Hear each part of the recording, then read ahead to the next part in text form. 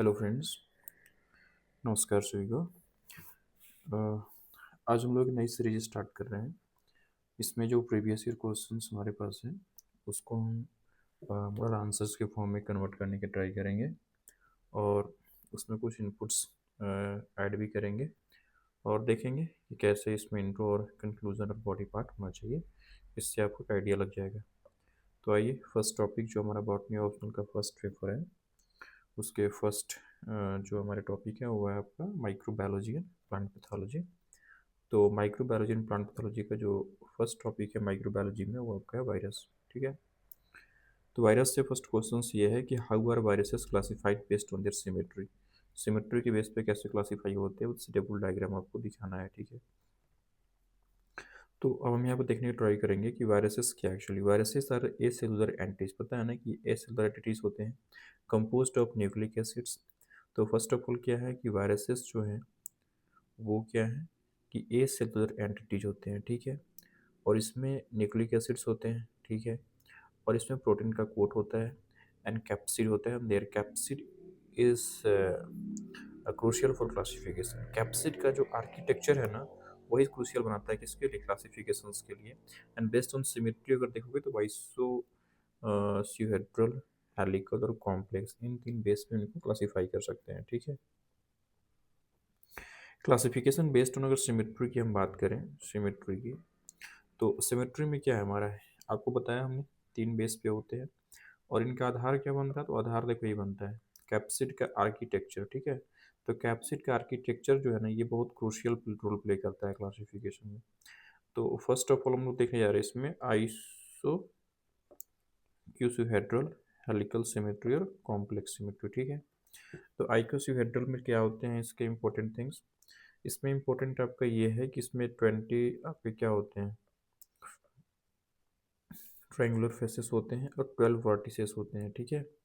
और इसका एग्जांपल क्या है, एडिनो वायरस। ठीक है। तो ये इंपॉर्टेंट है। 20 ट्रायंगुलर फेसेस, 12 वर्टिसेस, मतलब कुछ इस शेप में बन जाता है ये कैप्सिड के शेप में। ठीक है। हेलिकल्स जो होते हैं capsomeres arranged in the helically around genomes. और कॉम्प्लेक्स क्या होता है, नॉन सिमेट्री होता है और मिक्स होते हैं। तो अगर हम आपको स्ट्रक्चर दिखाने की ट्राई करें कि ये कैसे होते हैं आइकोसिहेड्रल वाले, तो थोड़ा सा इस शेप में देखो ऐसे होते हैं ये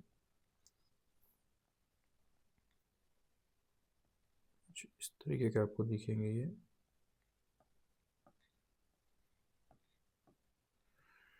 इसमें बोल रहा है कि 12 वर्टिसेस होते हैं। ठीक है।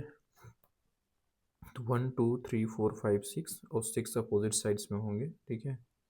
तो ये हो गया इसका कैप्सिड, ये हो गया इसका अंदर का जो पार्ट हो गया ये जीनोम पार्ट हो गया।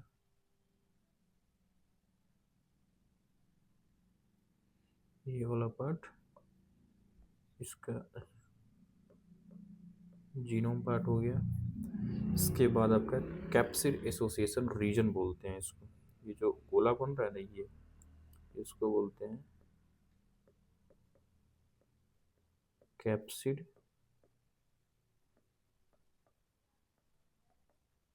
Association regions. ठीक है।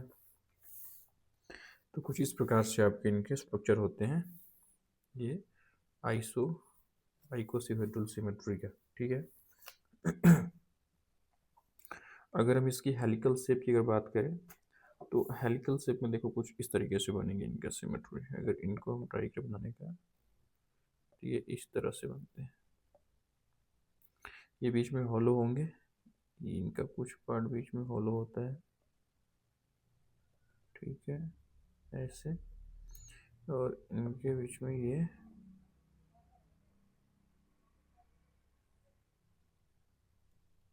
ठीक है। तो ये हो गया आपका एग्जांपल टीएमबी का। ठीक है। और ये जो आपका एग्जांपल है आपको बता ही दिया होगा एडिनो वायरस का ऐसा होता है। तो आइकोसिहेड्रल सिमेट्री हो गया, हेलिकल सिमेट्री और कॉम्प्लेक्स सिमेट्री। कॉम्प्लेक्स सिमेट्री के लिए आपको पता ही है कैसे बनते हैं इसके फिगर। ये देखो ऐसे बनते हैं ये।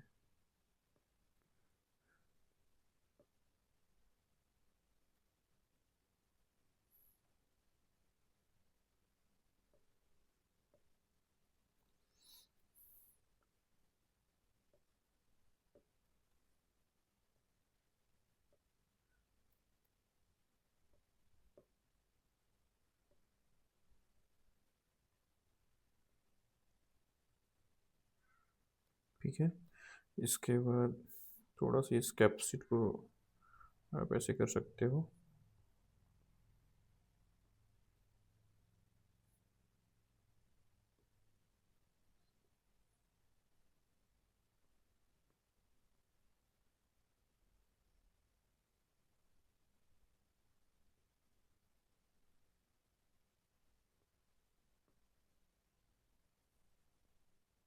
ठीक है, तो कुछ इस तरह के शेप में बन जाते हैं। अभी इसको बोलते हैं पॉलीगोनल, इसको बोलते हैं हेलिकल शेप। तो आप देख रहे हो ना कि ये जो ऊपर का शेप है, ये तो बन रहा है पॉलीगोनल शेप में बन रहा है, जो आइकोसाहेड्रल शेप का कुछ व्यू दे रहा होगा आपको। और ये जो नीचे का पार्ट बन रहा है, ये तो हेलिकल शेप में बन रहा है। तो इसीलिए बोलते हैं कि ये कॉम्प्लेक्स शेप हो जाता है। ठीक है, ये कॉम्प्लेक्स सिमेट्री हो जाता है। ठीक है, तो ये हो गया T4। तो T4 बैक्टीरियोफेज का ये स्ट्रक्चर ही पूछे हुए थे, तो आप इसको स्ट्रक्चर एज ए शो भी कर सकते हो। ठीक है, अगर इसी को आप थोड़ा डिटेल फॉर्म में देखना चाहोगे तो ऐसे बना सकते हो इस चीज़ को। ठीक है, ये ऐसे हो गया। इसके बाद फिर आपका, ठीक है, ये पार्ट हो गया।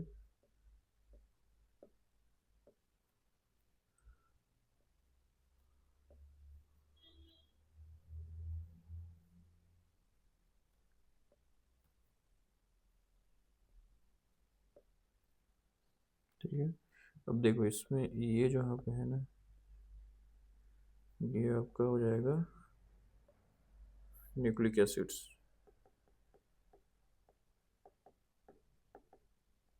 ठीक है, ये आपका कॉलर बोलते हैं इसको।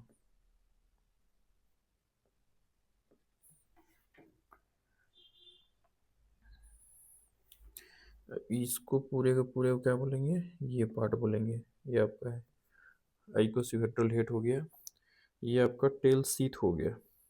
ठीक है, और सेंट्रल कोर। ठीक है, टेल सीथ हो गया, बेस प्लेट हो गई है। इसके बाद फिर सीथ प्लस ट्यूब, ये बोलते हैं इसको।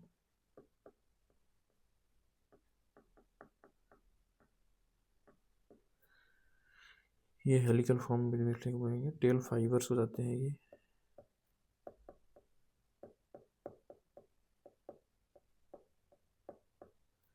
कॉलर दिखाई दिया आपको, तो कॉलर समझ में आ गया कहाँ है, टेल फाइबर समझ में आ गया कहाँ है।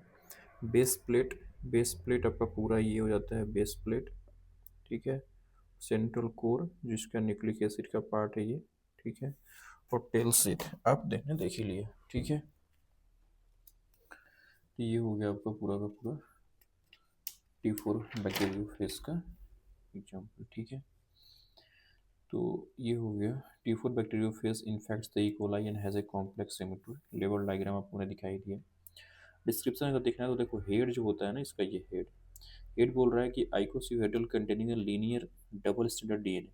तो देखो यहाँ पे है ना, आइकोसिहेड्रल जो है, इस पे लीनियर डबल स्टैंडर्ड डीएनए होते हैं। ठीक है, लीनियर होगा और डबल स्टैंडर्ड डीएनए होगा। टेल पार्ट जो होता है contractile sheath surround the central. Tail part में क्या होता है, contractile sheath surround the central tube. अब देखो यहाँ पे क्या है, जो टेल पार्ट है उसमें कॉन्ट्रेक्टाइल क्या बोल रहा है कि sheath surround the central tube. देखो कॉन्ट्रेक्टाइल शीथ है ये contractile sheath toward the central tube. तो सेंट्रल ट्यूब ये हो गया आपका। ठीक, इसके बाद फिर सराउंड से central tube and base plates and fibres help in the host recognitions and DNA injections. अब देखो बेस प्लेट का काम क्या होता है, ये जो बेस प्लेट है इसका काम क्या होता है, होस्ट को रिकॉग्नाइज करना और उसके बाद वहाँ पे डीएनए को इंजेक्ट करना। तो होस्ट रिकॉग्निशन और डीएनए इंजेक्शन का काम ये करते हैं। इन्फेक्शन मैकेनिज्म कैसे काम करता है इनका, तो टेल फाइबर्स रिकॉग्नाइज करेंगे पहले क्या, टेल रिकॉग्नाइज करेंगे होस्ट को, रिसेप्टर्स को, फिर टेल कॉन्ट्रैक्ट करेगा वहाँ पे और डीएनए इंजेक्ट हो जाएगा। ये टेल अपने आप में कॉन्ट्रैक्ट करता है और डीएनए इंजेक्ट हो जाता है। ठीक है, कंक्लूड कैसे करोगे इस चीज़ को, तो कंक्लूड करने का बहुत अच्छा तरीका है कि viral symmetry is a key criteria of classifications and the T4 illustrate the complex structure adopted by the bacteriophage. T4 को किसने अडॉप्ट किया हुआ है? बैक्टीरियोफेज अडॉप्ट किया हुआ है। And combining the both icosahedral and helical features for the host infection. इसमें क्या होते हैं कि दोनों होते हैं, आइकोसिहेड्रल और हेलिकल फीचर्स होते हैं फॉर होस्ट को इन्फेक्शन करने के लिए। तो वायरल सिमेट्री को हम देख सकते हैं key criteria for the classifications. Classifications के लिए क्री क्राइटेरिया बन जाते हैं, ठीक है। Write a comprehensive accounts of the icosahedral and helical symmetry. अब देखो आइकोसिहेड्रल एंड हेलिकल सिमेट्रीज में कॉम्परेटिव अकाउंट से पूछ रहा है ये। इसको कैसे हम करेंगे आंसर्स? तो फर्स्ट है इंट्रोडक्शंस। इंट्रोडक्शंस में क्या है कि viral morphology reflect the symmetry. Viral, देखो यहाँ पे कि वायरल मॉर्फोलॉजी जो है reflect the symmetry of their protein codes. ये रिफ्लेक्ट करता है सिमेट्री इनका प्रोटीन कोड्स का, विच इम्पैक्ट द असेंबली। और ये प्रोटीन कोड क्या करते हैं कि इम्पैक्ट करते हैं किसको? Assembly, infections and stability. ये बहुत इंपॉर्टेंट है कि ये तीन चीज़ को, प्रोटीन कोड जो है ना, ये तीन चीज़ को इम्पैक्ट करते हैं। उनकी असेंबली कैसे होगा, इन्फेक्शंस कैसे करेंगे, उनकी स्टेबिलिटी क्या होने वाला है, ठीक है। And two major forms are icosahedral helical symmetry. ये दो मेजर हमारे पास शेप हैं, क्योंकि देखो कॉम्प्लेक्स शेप तो वैसे भी क्या है, दोनों का कंबाइंड फॉर्मेशन है वो। तो मेजर हमको देखने हैं, जो मेजर दो सिमेट्री हैं वो क्या है, आइकोसिहेड्रल और हेलिकल सिमेट्री है। अगर इसको समझ लेते हो तो कॉम्प्लेक्स तो अपने आप समझ में आ जाएगा। तो कॉम्पिटिटिव टेबल हमसे पूछ रहा है ये, तो पहले क्या करेंगे, इनको हम देखेंगे कौन कौन फीचर्स पे हम डील करने वाले हैं। तो फर्स्ट है हमारा स्ट्रक्चर, सेकेंड है कैप्सिड का अरेंजमेंट्स, थर्ड है genome size limit, and fourth example देख लेंगे, ठीक है। तो स्ट्रक्चर में क्या है, आपको देखो पहले बता रखा है कि आपको ये नहीं भूलना है 20 ट्रायंगुलर फेसेस एंड 12 वर्टिसेस, ठीक है। तो ये आइकोसिहेड्रल्स के एकदम से क्या है कि हॉलमार्क फीचर्स हैं, ये आपको मेंशन करने ही करने हैं, ठीक है।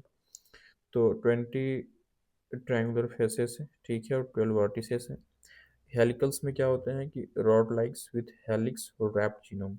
अब देखो यहाँ पे आपको बताई है कि ये, आपको मैंने बताया था ना कि इस तरह के शेप में ये बनते हैं, ठीक है। और इनका ये रॉड लाइक शेप बनता है ये ऐसे, ठीक है। इसमें मैं दिखाया था कि ये हॉलो होता है, फिर इसमें ऐसी चीज़ें बनती है, ठीक है। तो ये हो गया rod like helix wrapped genome. तो हेलिक्स रैप्ड जीनोम होता है, ठीक है। इसके बाद फिर ये ऐसे होता था, ठीक है, ये आपको पता होगा। Capsid arrangements, capsomers from geometric cells, capsomeres. यहाँ पे क्या होते हैं, कैप्सोमियर्स फ्रॉम जियोमेट्रिक सेल, ठीक है। और capsomere spiral around the nucleic acid. देखो यहाँ पे स्पाइरल अराउंड है, तो स्पाइरल हो गया अराउंड द न्यूक्लिक एसिड्स यहाँ पे जियोमेट्रिक सेल्स में, तो फॉर्म करेंगे जियोमेट्रिक सेल्स को, ठीक है। जीनोम साइज से क्या होता है, फिक्स्ड वॉल्यूम होता है यहाँ पे, और वेरीज विद जीनोम लेंथ। अब जीनोम जितना लेंथ होगा उतना इनका जाएगा जीनोम साइज लिमिट्स, ठीक है। और ये वेरी करते हैं। अब यहाँ पे क्या है कि फिक्स्ड वॉल्यूम होता है इनका जीनोम साइज का, क्योंकि यहाँ पे तो इनका फिक्स्ड एरिया है ना, इतने में इनको रहना है। अब यहाँ पे ये इधर से भी है, इधर से भी है, तो इसलिए वेरी करते हैं इनका जीनोम साइज। एग्जाम्पल से बात करोगे तो ये पोलियो वायरस हो जाएंगे, हर्पी वायरस। और इसका बेस्ट फॉर्मेस्ट एग्जाम्पल क्या है, टीएमबी वायरस, इन्फ्लुएंजा वायरस, ठीक है। कंक्लूड कैसे करोगे इस चीज़ को? तो कंक्लूड करने के लिए आपको यह है कि आइसोक्यूसिडल वायरस, आइकोसिहेड्रल वायरसेस जो हैं ऑफर स्ट्रक्चरल स्टेबिलिटी, ये स्ट्रक्चरल स्टेबिलिटी देते हैं। Will helicals forms allows the genome flexibility. तो देखो दोनों के अपने अपने प्रोज एंड कॉन्स हैं। तो आइकोसिहेड्रल्स वायरसेस क्या कर रहा है, स्ट्रक्चरल स्टेबिलिटी दे रहा है, जबकि हेलिकल्स हमारा जो है वो क्या कर रहा है, जीनोम की फ्लेक्सिबिलिटी दे रहा है। And this two types presents represent the most efficient geometrical solutions to capsid assembly. और मोस्ट एफिशिएंट जियोमेट्रिकल सॉल्यूशंस हम ये देते हैं कैप्सिड असेंबली के लिए। उसी तरीके से देखो थर्ड क्वेश्चन क्या है कि describe the lytic and lysogenic cycle of viruses. ये बहुत इंपॉर्टेंट है और कई बार क्वेश्चन यहाँ से बने हुए हैं, ठीक है। तो फर्स्ट इनको इंट्रोड्यूस करना पड़ेगा, कैसे करोगे इंट्रोडक्शंस? तो देखो bacteriophages can infect bacteria by two main life cycles, ठीक है। बैक्टीरियोफेज हम लोग क्या बोलते हैं कि बैक्टीरिया इन्फेक्टिंग वायरस है, ठीक है। तो इन्फेक्ट करते हैं किसको, बैक्टीरिया को, टू मेन लाइफ साइकिल्स से, ठीक है। एक इनका लाइफ साइकिल है लाइटिक और सेकेंड है lysogenic. And this two strategies determine whether the host cell is destroyed और used as a viral reservoir. और एक्चुअली में दो स्ट्रेटजीज का डिटरमाइन करता है कि होस्ट सेल डिस्ट्रॉयड होगा या फिर वायरल का रिजर्वायर होगा, ठीक है। तो ये बहुत इंपॉर्टेंट है कि bacteriophage can infect bacteria via two main life cycles, the lytic and lysogenic cycle, ठीक है। अब क्या है कि लाइटिक साइकिल का स्टेप्स क्या है, ये इंपॉर्टेंट है।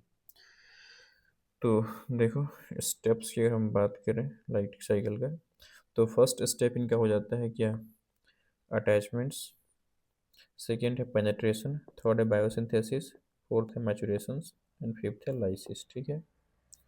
Attachments, penetrations, biosynthesis. अब देखो अटैचमेंट्स में क्या शो करना है, आप बेसिकली यहाँ पे क्या कर सकते हो कि इनको डायग्राम के फॉर्म में दिखा भी सकते हो कि अटैचमेंट्स में कैसे हो रहे हैं, ठीक है। तो अटैचमेंट में सिंपली आपको ये दिखा देना है कि अगर ये एक बैक्टीरिया है तो उस पे आकर बैक्टीरियोफेज क्या कर रहा है,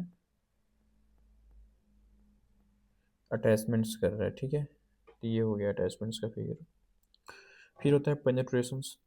तो पेनेट्रेशन में सिंपल आपको यही दिखाना है, फिर आपको यहाँ से ये इसका मान लो कि जेनेटिक मटेरियल है। इसके बाद फिर जैसे कि ये बैक्टीरियोफेज है, ये आया था यहाँ पे, इसने क्या किया कि अपना ये जेनेटिक मटेरियल ट्रांसफ़र कर दिया है। अगर ये मान जेनेटिक मटेरियल था इसका तो ये ट्रांसफ़र कर दिया, बाकी होस्ट का तो अपना जेनेटिक मटेरियल है ही है। फिर होता है इनका बायोसिंथेसिस। तो बायोसिंथेसिस में क्या होगा कि जब ये अंदर ही जान लो कि होस्ट हो गया, तो ये होस्ट के अंदर ही क्या करेंगे कि अपने जो सिंथेसाइज करेंगे चीज़ों को, ठीक है। ठीक, तो इनका जो अपना होगा पहले वाला जेनेटिक मटेरियल वो तो टूट बिखर जाएगा और अपनी चीज़ों को ये सिंथेसाइज करेंगे फिर से। तो ये अपना फिर से पूरा बॉडी पार्ट बनाएंगे, ठीक है, इस तरीके से। फिर ये मैच्योर करेंगे। मैचुरेशंस में क्या होता है कि इनके सारे के सारे होस्ट का जो जीनोम होगा यूज कर लेंगे ये, और केवल यही दिखाई देंगे, दूसरा कोई नहीं दिखाई देगा यहाँ पे अब,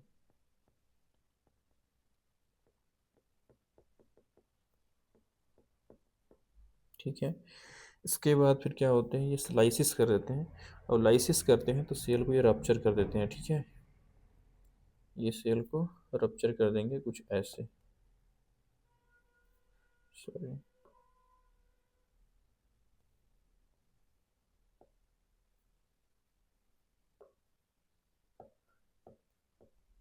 ठीक है। और ये रप्चर करके फिर क्या करेंगे, यहाँ से मूव ऑन कर जाएंगे, ठीक है। तो ऐसे मान के चलो, ये यहाँ से बाहर निकल रहा है, एक यहाँ से बाहर निकल रहा है, ठीक है। तो ये मूव ऑन कर रहे हैं, देख रहे हो ना।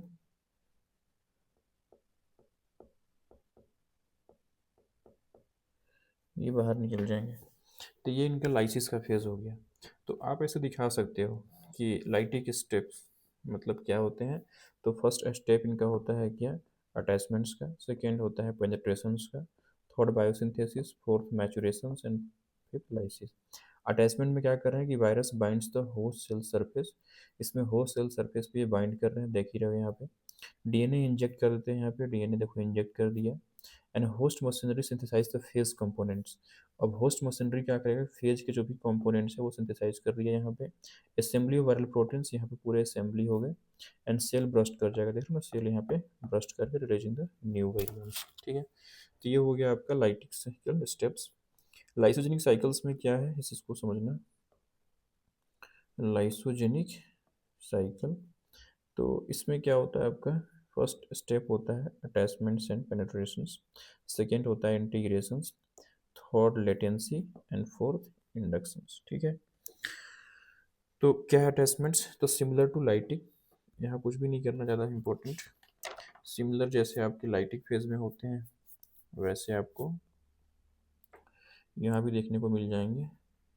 तो बेसिकली आपको यहाँ पे ये बनाना है, ठीक है। तो ये हो जाएगा अटैचमेंट्स का, ठीक है। इसके बाद फिर क्या है कि इंटीग्रेशन, अब क्या है कि इसका पता है ना कि ये डीएनए मटेरियल तो है ही था, अब इसका खुद का अपना था। जब ये इंटीग्रेट करता है तो ये कुछ ऐसे हो जाएंगे, ये रोटेट आके यहाँ पे इंटीग्रेट कर जाएगा, ठीक है। तो इंटीग्रेशन हो जाएगा, viral DNA integrates into the host genome, prophase replicate with host DNA. अब क्या है कि यहाँ पे रेप्लिकेट करेगा, प्रोफेज रेप्लिकेट्स। तो जब ये रेप्लिकेट्स करेंगे तो ये भी,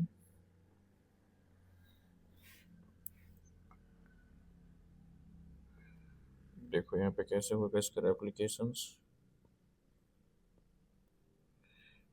अगर ये रेप्लिकेट किया है तो ये पार्ट यहाँ पे, ठीक है। तो अब ये जब सेल डिवाइड किया प्रोफेज में, तो वहाँ पे क्या होगा कि रेप्लिकेट हो गए विथ होस्ट डीएनए, ठीक है। स्ट्रेसफुल कंडीशन एक आता है, स्ट्रेसफुल कंडीशन में क्या होता है कि प्रोफेज डीएनए इज एक्साइज्ड। अब क्या है, जो प्रोफेज डीएनए है ना, ये स्ट्रेसफुल कंडीशंस बहुत इंपॉर्टेंट है यहाँ पे, इन्वायरमेंटल क्यूज, रिएक्टिव प्रोफेज। अब लाइटिक साइकिल में फिर से कन्वर्ट कर जाएगा। अब क्या होगा कि वो फिर से स्ट्रेसफुल कंडीशंस में, ये मान के चलो आप ये ऐसे, और वो बाहर चला जाएगा, ठीक है, ये बाहर ऐसे आ जाएगा, ठीक। अब ध्यान दो कि ये यही कंडीशन नहीं बन गया है, ये वाला कंडीशंस, ये कंडीशंस, जब ये कंडीशंस बन जाएगा तो अब पूरे के पूरे क्या हो जाएगा, अब लाइटिंग साइकिल चलेगा इसके बाद से, ये,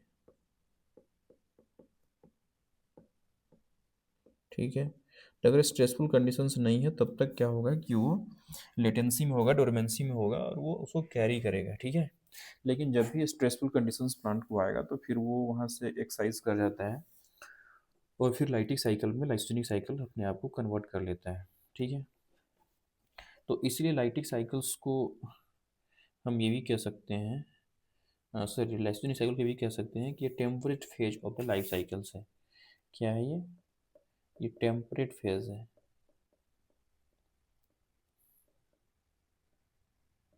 ठीक है। क्यों?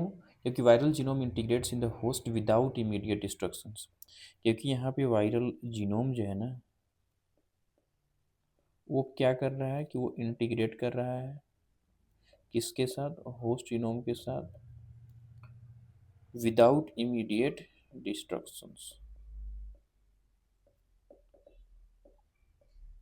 ठीक है। तो ये ध्यान रखना। उसी तरीके से देखोगे लाइटिक साइकिल, तो लाइटिक साइकिल कैसे इंट्रोड्यूस करोगे लाइटिक साइकिल को, तो लाइटिक साइकिल बेसिकली जो है, अगर इसे आपको इंट्रोड्यूस करना है तो आप ऐसे कर सकते हो। It is a reproductive cycle of, क्या कहा है एक्चुअली में ये देखोगे तो ये रिप्रोडक्टिव साइकिल है।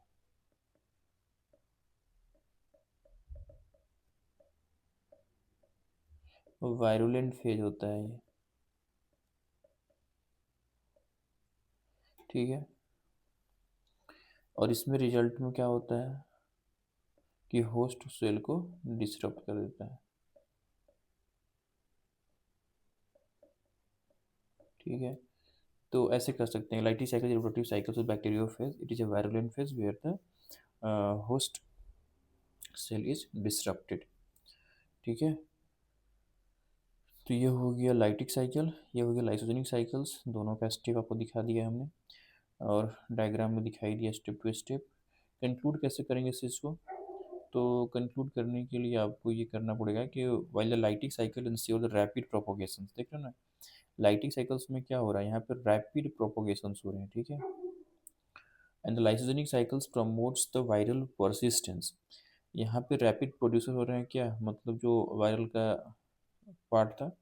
और लाइसोजेनिक साइकिल्स में क्या हो रहा है कि यहाँ पे प्रमोट्स कर रहा है वायरल परसिस्टेंस को together, and they highlight the viral adaptability and evolutionary impact. ये हाईलाइट करते हैं कि वायरस कैसे अपने आप को एडॉप्ट करता है, एडॉप्टेबिलिटी को एंड इवोल्यूशनरी इम्पैक्ट, ठीक है, ऑन बैक्टीरियल जीनोम। तो अल्टीमेटली जब बैक्टीरिया का जीनोम जब इवैल्यूएशन में जाएगा, तो उस पे क्या इम्पैक्ट पड़ेगा या फिर वायरल अपने आप को कैसे अडॉप्ट करते हैं, ये चीज़ों को शो करने के लिए हम यूज़ कर सकते हैं या फिर स्टडी कर सकते हैं लाइटिक साइकिल और लाइसोजेनिक साइकिल को। ठीक है, नेक्स्ट क्वेश्चन आपका है रेप्लिकेशन ऑफ प्लांट वायरसेस। बहुत सिंपल सा टॉपिक है, प्लांट वायरस कैसे रेप्लिकेट करते हैं इसको समझो। तो कैसे इंट्रोड्यूस करोगे कि plant virus rely entirely on the host machinery. देखो, आपको पता है ना कि प्लांट वायरस क्या करते हैं कि वो टोटली रिलाई करते हैं किस पे, होस्ट की मशीनरी पे। ठीक है, किसके लिए, रेप्लिकेशंस करने के लिए। And that typically poses the RNA genome. आपको भी पता है कि प्लांट वायरस में मोस्टली जीएनए वायरस नहीं होते, उसमें आरएनए वायरस होते हैं। ठीक है, and replicate through the process involving the cell entry. इनका कुछ स्टेप होता है, फर्स्ट स्टेप ये है, सेकेंड होता है जीनोम एम्पलीफिकेशंस, एंड थर्ड होता है स्प्रेड बाय द प्लाज्मोडेस्माटा। तो तीन स्टेप से गुजरते हैं, फर्स्ट ये एंट्री करेंगे, सेकेंड जीनोम का एम्पलीफिकेशन होगा, और थर्ड ये स्प्रेड बाय द प्लाज्मोडेस्माटा।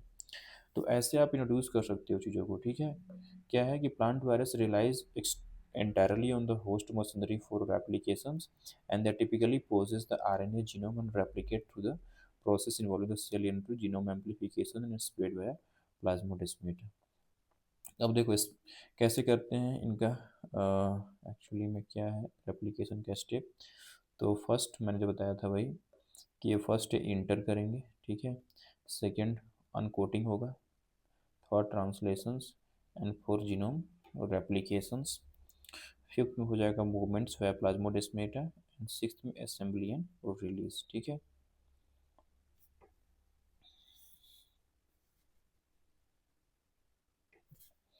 अब देखो यहाँ पे तो एंट्री स्टेप्स, अगर एंट्री देखोगे तो through wands and vectors like aphids. अब एंट्री कैसे करेंगे, तो ये तो वॉन्ड से करेंगे या फिर वेक्टर्स लाइक एफिड से करेंगे। ठीक है, आपको भी पता होना चाहिए ना कि जो प्लांट वायरस होते हैं ये एनिमल वायरस की तरह ऐसा नहीं कि बिना इनको स्पेस मिले एंट्री कर जाएंगे। ये जब तक इनको स्पेस इन सेंस कि अगर बॉन्ड्स नहीं मिलेगा, अगर इनको मीडिएटर कोई वेक्टर नहीं मिलेगा, तो ये एंट्री नहीं कर पाएंगे। ठीक है, तो एंट्री करते हैं हमेशा ये बॉन्ड्स के थ्रू, या जब भी मतलब कोई डैमेजेस होते हैं उनके प्लांट्स के सेल्स पे, तब वहाँ से कर जाते हैं, और वेक्टर्स लाइक एफिड्स के थ्रू ये ट्रांसफ़र होते हैं। फिर जब ये उसमें एंट्री करते हैं तो वायरल आरएनए रिलीज हो जाता है। ठीक है, वायरल आरएनए वहाँ पे रिलीज हो जाएगा, अनकोटिंग हो जाएगा उसका। And translations host ribosome. अब क्या है ना कि इसके पास खुद का कोई मैकेनिज्म नहीं है अपने आप को ट्रांसलेट करने का, तो ये पूरा का पूरा होस्ट का जो मशीनरी होता है उसको यूज़ करता है अपने आप को ट्रांसलेट करने के लिए। अभी इसके पास आरएनए तो है, लेकिन उस आरएनए से कौन सी प्रोटीन बनने हैं ये उसके लिए यूज़ करेगा राइबोसोम्स को। तो राइबोसोम सिंथेसाइज करेगा, host ribosome synthesize viral proteins. ठीक है, तो होस्ट का राइबोसोम्स क्या करता है कि सिंथेसाइज करता है वायरल के प्रोटीन्स को। And genome replications, RNA replicase produces the progeny RNA. अब क्या होता है कि आरएनए रेप्लिकेस भी प्रोड्यूस करता है प्रोजनी आरएनए को, और फिर वो मूवमेंट करते हैं वाया प्लाज्मोडेस्माटा। ये मूवमेंट करेंगे via plasmodesmata cell to cell and phloem. तो दो तरीके से मूवमेंट होता है, प्लाज्मोडेस्माटा से होता है सेल टू सेल, और एक फ्लोएम से होता है, इसको बोलते हैं सिस्टेमिक मूवमेंट हो जाएगा। अगर फ्लोएम से होगा तो सिस्टेमिक होगा, और प्लाज्मोडेस्माटा से होगा तो सेल टू सेल होगा। और असेंबली हो जाएगा, फिर न्यू विरियंस आर फॉर्म्स। अब देखो यहाँ पे वायरस नहीं लिखा है, विरियंस लिखा है। तो new virions are forms and spreads.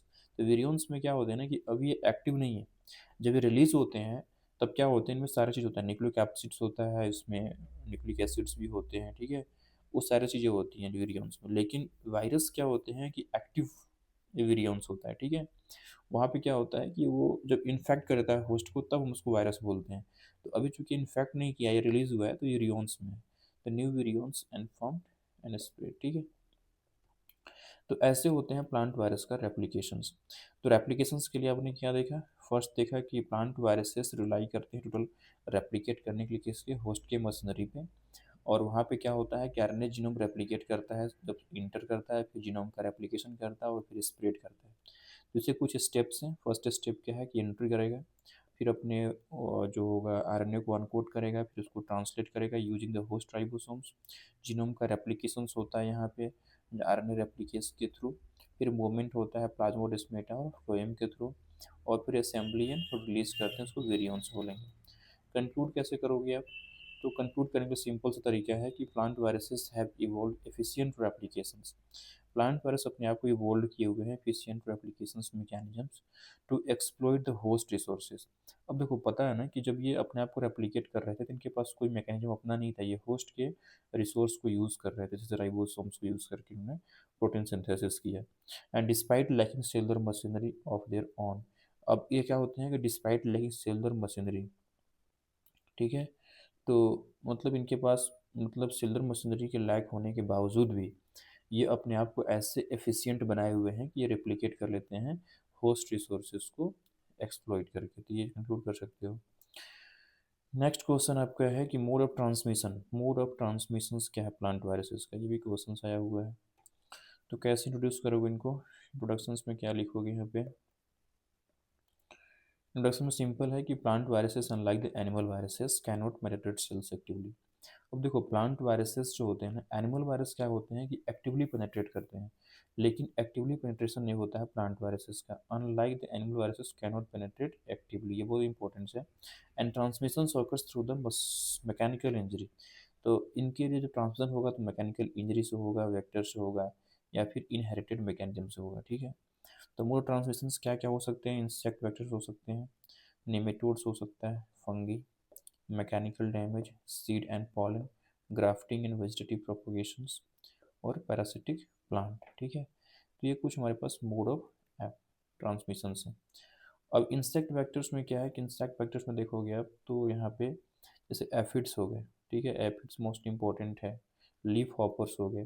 तो non persistent to persistent transmissions, तो ये क्या करते हैं कि मतलब परसिस्टेंट ट्रांसमिशंस करते हैं, ठीक है, बहुत लंबे समय तक। तो इंसेक्ट वेक्टर्स में मेन हमको एग्जाम्पल देखने होते हैं, कौन से एग्जाम्पल हमें कोट करने हैं, तो एफिड्स और लीफ हॉपर्स को हम कर सकते हैं।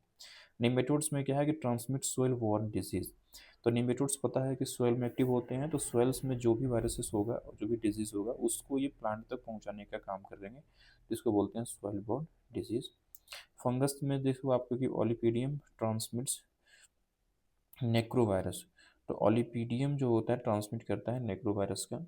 मैकेनिकल डैमेज जैसे कि आपने जो यूज़ कर रहा है, टूल्स हो गया, विंड्स हो गया, हैंड हैंड होल्डिंग जो भी वहाँ पे प्रैक्टिसेस हो रही हैं। सीड एंड पॉलेंस क्या होता है, वर्टिकल ट्रांसमिशन। वर्टिकल ट्रांसमिशन इसलिए हम बोल रहे हैं क्योंकि ये सीड्स के थ्रू क्या हो रहा है कि पूरे प्लांट में ट्रांसमिट होगा थ्रू द प्लाज्मोडेस्माटा या फिर इनके जाइलम और फ्लोएम, जो इनके टिश्यूज होते हैं उसके थ्रू, ठीक है। तो इनको बोलते हैं वर्टिकल ट्रांसमिशंस। ग्राफ्टिंग, अगर हमारा ग्राफ्टेड जो हमारा मटेरियल है अगर वही इन्फेक्टेड है ऑलरेडी, तो क्या हो जाएगा कि हमारा वेजिटेटिव प्रोपोगेशन हम करेंगे तो वहाँ पे हमारा इन्फेक्ट हो जाएगा प्लांट। मोस्टली हॉर्टिकल्चर के फील्ड में होता है। पैरासिटिक प्लांट की बात करेंगे तो डॉडर डॉडर आपका एक पैरासिटिक प्लांट है, जिसको कस्कुटाई बोलते हैं, और ये ब्रीज का काम करता है बिटवीन प्लांट्स। तो कई बार क्या होते हैं कि दो प्लांट्स हैं और एक पे कस्कुटा का पूरा स्प्रेड हुआ है और ये कुछ स्प्रेड इसका थ्रेड इस पे भी चला गया। तो वायरस को क्या चाहिए, वायरस को तो मीडियम चाहिए। अब अगर इस प्लांट पे वायरस पहले से इन्फेक्ट किया हुआ है तो इस ब्रिज के थ्रू इस प्लांट को भी इन्फेक्ट कर देगा ये। तो पैरासिटिक प्लांट भी एज ए हमारा एक मोड ऑफ ट्रांसमिशन का काम करते हैं। तो एक्चुअली हम ये देख रहे हैं यहाँ पे ट्रांसमिशन का मोड क्या है, ब्रीज क्या है। तो ब्रीज एक इंसेक्ट भी बन सकते हैं, नेमेटोड भी बन सकता है, फंगस हो गया, मैकेनिकल डैमेज, सीड हो गया, ग्राफ्टिंग हो गए, और पैरासिटिक प्लांट हो गए। कंक्लूड सिंपली अगर करना होगा तो कैसे करोगे इस चीज़ को। Understanding the transmission routes is vital for plant virus control. अगर हमको यही नहीं पता कि कैसे वायरस ट्रांसमिट करते हैं तो हम कितनों ही यूज़ कर ले अपने केमिकल्स को या फिर अपने डिजीज मैकेनिज्म्स को, तो हम कंट्रोल नहीं कर पाएंगे। अगर हमको ये पता नहीं कि अगर कस्कुटा के थ्रू वायरस ट्रांसमिट हो रहा है यहाँ पे, अगर कस्कुटा को हमने नहीं ट्रीट किया तो वायरस कंट्रोल होना ही नहीं है। तो ये क्या करते हैं, understanding the transmission routes is vital for the plant virus control and integrated pest managements and clean propagations materials are key strategies. और इसके लिए क्या होता है कि जब हम इंटीग्रेटेड पेस्ट मैनेजमेंट आईपीएम पे काम करते हैं तो उसके और क्लीन प्रोपोगेशन पे काम करते हैं, तो उसमें हमें ये काफ़ी इंपॉर्टेंट रोल प्ले करते हैं अंडरस्टैंडिंग जो हमारा होता है ट्रांसमिशंस ऑफ वायरस का, ठीक है। नेक्स्ट आपका है लाइटिक एंड साइकिल, जो आपको पहले हमने देख ही लिया, रिपीटेड क्वेश्चन है ये। लाइसोजेनिक साइकिल्स ये भी हमने देखा। Describe the process through which the bacterial genes are transferred by virus. अब देखो बैक्टीरियल जीन्स कैसे ट्रांसफर होते हैं वायरस के थ्रू। आपको पता है ना कि बैक्टीरिया का जीन्स जो ट्रांसफर होता है वो 3 मोड से होता है। एक होता है आपका ट्रांसडक्शन, ट्रांसफॉर्मेशन और एक होता है कॉन्जुगेशन। लेकिन क्वेश्चन ऑलरेडी तीनों के बारे में नहीं पूछ रहा है, वो कह रहा है कि ट्रांसपोर्ट वाया वायरस, तो वाया वायरस कौन सा होता है, ठीक है, ये पूछना चाह रहा है ये, ठीक है। तो कॉन्जुगेशंस में कैसे होते हैं, ये ट्यूब बनते हैं यहाँ पे। ट्रांसफॉर्मेशन में क्या होता है कि डायरेक्टली सराउंडिंग एनवायरनमेंट से डीएनए इंजेक्ट हो जाता है। और ट्रांसडक्शंस में क्या होता है कि यहाँ पे बेसिकली कोई मीडिएट करता है, ठीक है, और वो मीडिएटर क्या करता है कि वायरस को ट्रांसमिट करता है। तो यहाँ पे बैक्टीरियोफेज आ जाएगा एग्जाम्पल, इसी के बारे में क्वेश्चंस में पूछा गया है। तो viruses can mediate horizontal gene transfers in bacteria via, देखो यहाँ पे तीनों के बारे में दिया है कि हॉरिजेंटल जीन ट्रांसफर, ये बहुत इंपॉर्टेंट टर्म है, वर्टिकल नहीं हॉरिजेंटल। तो horizontal gene transfers in bacteria जो हो रहा है वो कैसे होता है, ट्रांसडक्शन से होता है, और contributing to genetic variations and evolutions. जब ट्रांसडक्शंस होगा तो उसमें जेनेटिक वेरिएशंस भी होंगे और इवोल्यूशंस भी होगा। अगर हम टाइप्स ऑफ ट्रांसडक्शंस की बात करें तो एक होता है जनरलाइज ट्रांसडक्शन, ठीक है, एक क्या आपका जनरलाइज ट्रांसडक्शन, ठीक है। सेकंड होता है स्पेशलाइज ट्रांसडक्शन, दो प्रकार के होते हैं ट्रांसडक्शंस। अब देखो जनरलाइज में क्या है, तो जनरलाइज में क्या है कि एनी बैक्टीरियल जीन ट्रांसफर्स, मतलब इसमें कोई बैक्टीरियल जीन ट्रांसफर हो जाएगा।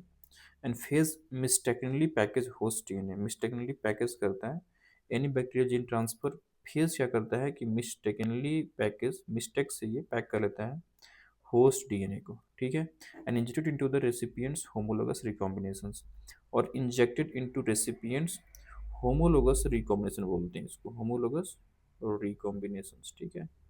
हम्म।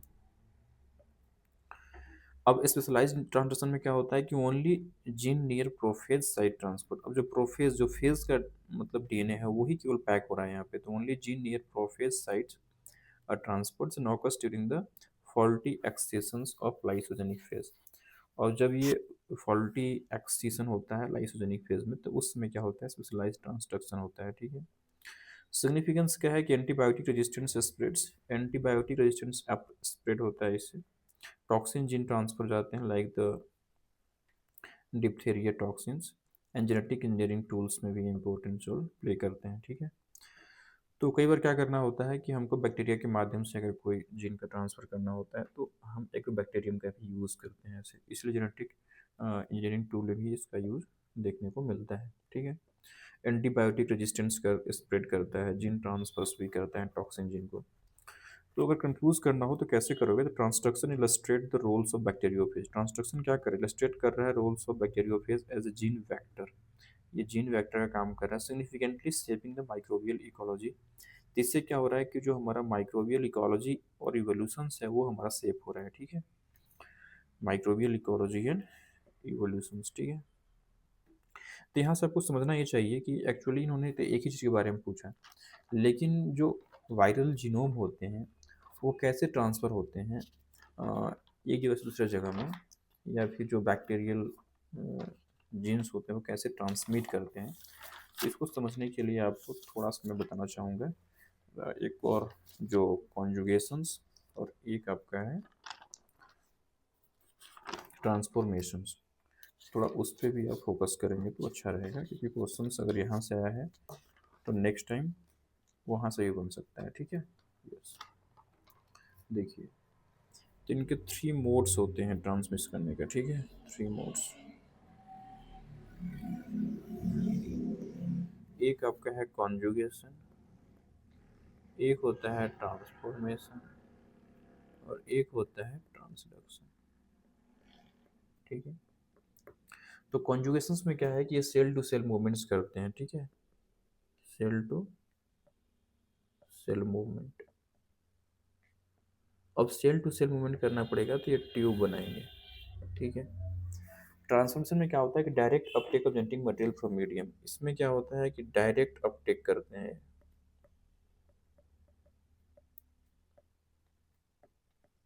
जेनेटिक मटेरियल को, लेकिन ये कहाँ से करेंगे, तो मीडियम से करेंगे, ठीक है।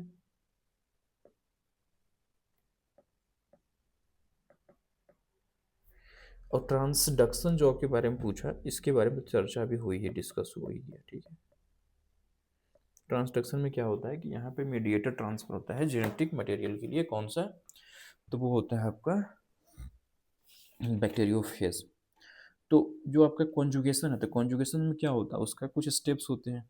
जैसे फर्स्ट स्टेप में क्या होता है कि one DNA strand of a factor, जब यहाँ पे क्या होता है कि साइटोप्लाज्मिक कनेक्शन बनता है, ठीक है, ट्यूब बनना हो तो साइटोप्लाज्मिक कनेक्शन बनेगा। फर्स्ट ऑफ ऑल तो वो बनेगा यहाँ पे साइटोप्लाज्मिक कनेक्शंस, ठीक है। दूसरे स्टेप में क्या होगा, दूसरे स्टेप में होगा कि one DNA strand of a factor is nicked at origin and spread. इसमें क्या होता है कि वन डीएनए स्ट्रैंड जो होता है एफ फैक्टर का, वो निक्ट करता है और वो फिर स्प्रेड करता है। फिर replication takes place in the F factor and replacing the nicked strands. और फिर यहाँ पे क्या होगा कि रेप्लिकेशन हो जाएगा, takes place in F factors and replace करेगा निक्ड स्ट्रैंड्स को।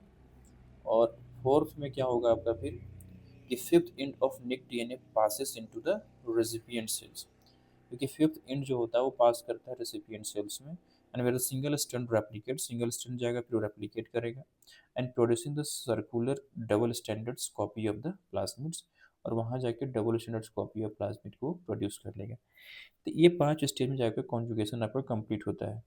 तो फर्स्ट क्या हो रहा है यहाँ पे, फर्स्ट आपका देखेंगे साइटोप्लाज्मिक कनेक्शन बन रहा है। सेकेंड में जो आपका एफ फैक्टर्स है वो क्या कर रहा है कि वो अपना निक्ट कर रहा है डबल स्ट्रैंड डीएनए को सेपरेट कर रहा है। और थर्ड क्या है कि जो निक्ट स्ट्रैंड है वो अपने आप को रेप्लिकेट करेगा, और जो रेप्लिकेट करेगा तो फिर वो रिप्लेस भी करेगा अपने यहाँ से। और यहाँ पे क्या होता है कि fifth in nicked DNA passes into recipient cell, मतलब फोर्थ इसमें जाके वो रेसिपिएंट सेल में ट्रांसफर होता है, ठीक है। ये सब काम अभी तक अपने ही सेल में कर रहा था, यहाँ पे जाकर ट्रांसफर हो जाएगा। और ट्रांसफर हो जाएगा तो फिर वो क्या करता है, वो अपने प्रोड्यूस करता है circular double stand copy of plasmids को। तो ये हो गया पूरा का पूरा कॉन्जुगेशन फेज, ठीक है।